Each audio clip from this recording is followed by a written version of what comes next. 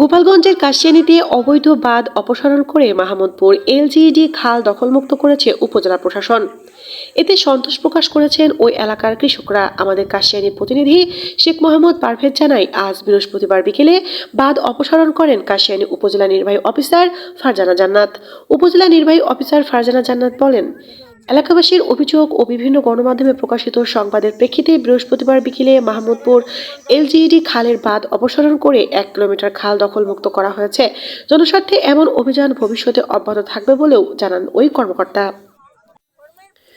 এ সময় সহকারী কমিশনার ভূমি মুনমুন পাল, ওসি মোহাম্মদ শফিউদ্দিন খান, উপজেলা কৃষি কর্মকর্তা কাজী এজাজুল করিম, ভারপ্রাপ্ত মৎস্য কর্মকর্তা মোহাম্মদ আনিসুর রহমান প্রধান, বিএডিসি কর্মকর্তা মোহাম্মদ ইমরান, দিঘরগাদী ইউনিয়ন ভূমি সহকারী কর্মকর্তা কাজী Shawkat Hossain, UP chairman Enamul Haque Miraj, UP সদস্য আশিস মিস্ত্রি সহ বিভিন্ন ইলেকট্রনিক্স ও প্রিন্ট মিডিয়ার সাংবাদিকরা উপস্থিত ছিলেন। করবে, এটা কাটিয়ে দিলেও করবে, তারাই